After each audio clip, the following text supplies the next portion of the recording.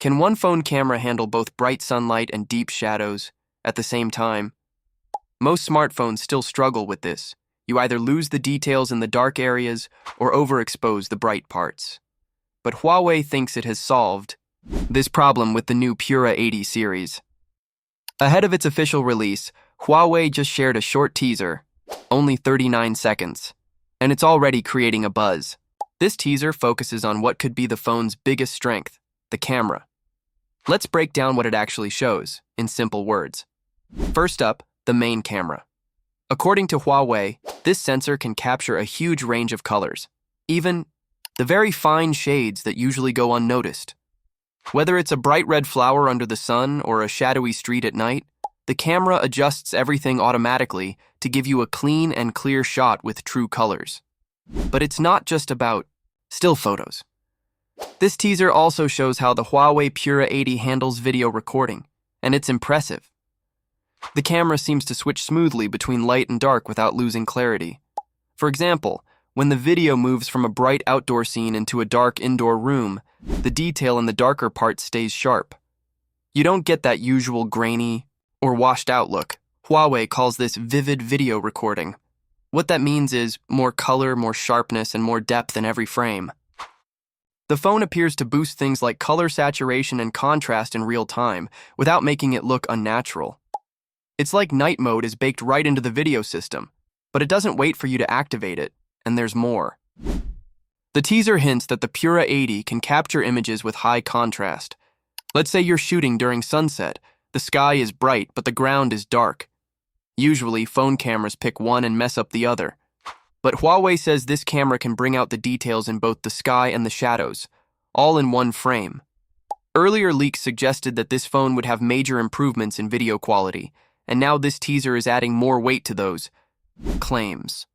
While the exact camera specs, like how many megapixels or the sensor size, haven't been shared yet, the improvements seem to come from both hardware and smart image processing.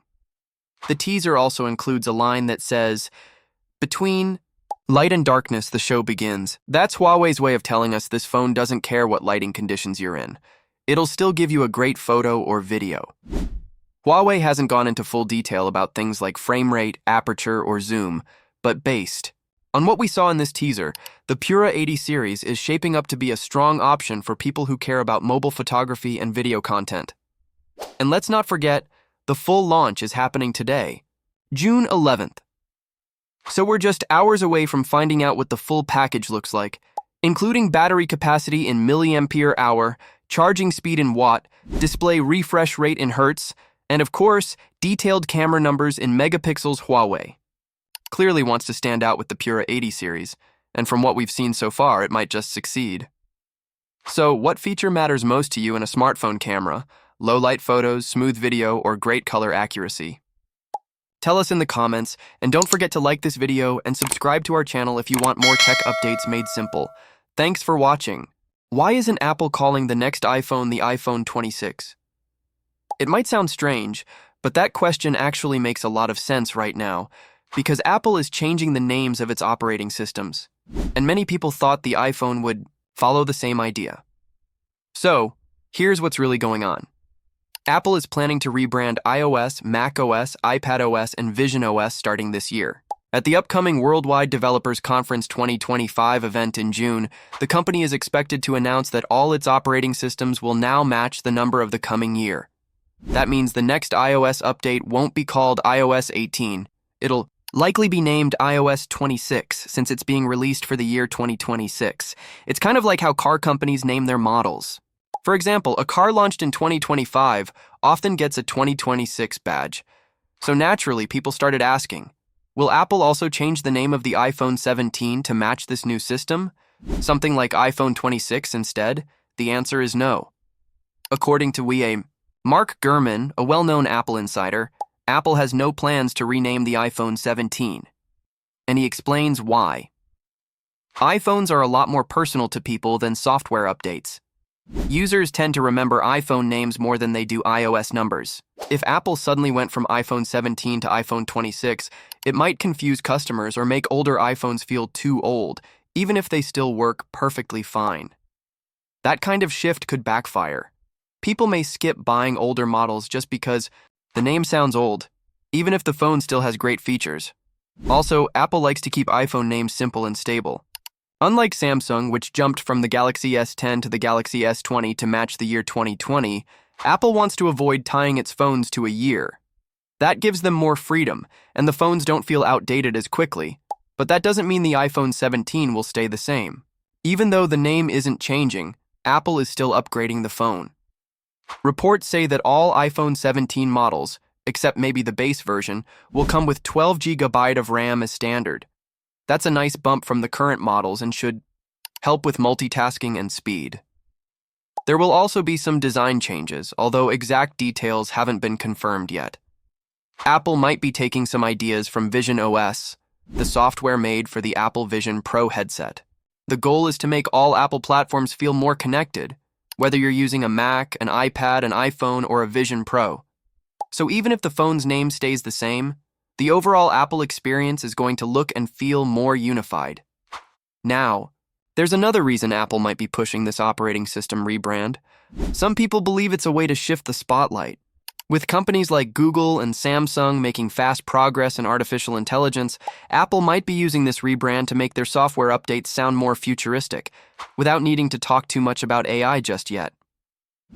Either way, it's clear that Apple is thinking long-term. They want their system updates to sound fresh and modern, while keeping the iPhone naming style steady and easy to follow. So what do you think?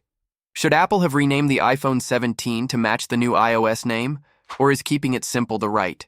Let us know what you think in the comments. And if you found this update helpful, hit the like button and subscribe to the channel so you never miss future Apple news. Thanks for watching, and see you in the next video. Samsung might be changing things up again, and if you're someone who cares about smartphone performance, this is something you'll want to pay attention to. A new report out of South Korea hints that the upcoming Galaxy S26 series could bring back a decision that users weren't exactly thrilled about in the past, using different processors depending on where you live. Right now, the Galaxy S25 series is praised for one key reason. Every model, in every region, runs on the same powerful Snapdragon 8 Gen 2 for Galaxy processor. That kind of consistency made things simple. No matter where you bought your phone, you knew it had top-tier performance. But that might change with the S26 lineup. The new report suggests that Samsung could go back to splitting its chip strategy, meaning some phones will run on Snapdragon and others on Samsung's own Exynos chip. The Galaxy S26 Ultra will likely continue using Snapdragon across all regions, but the regular Galaxy S26 and S26 Plus might not be as straightforward. If the leak is accurate, the United States, South Korea, China, and Japan would still get the Snapdragon version. Meanwhile, Europe and other global markets could receive the Exynos 2600-powered models. This isn't entirely surprising since Samsung did something similar with the Galaxy S24 series, where the Ultra had Snapdragon everywhere, while the standard models came with Exynos in select countries. That split wasn't very popular. Many users complained that the Exynos versions didn't perform as well. They were often slower, less efficient, and had issues with battery life and heat compared to their Snapdragon counterparts.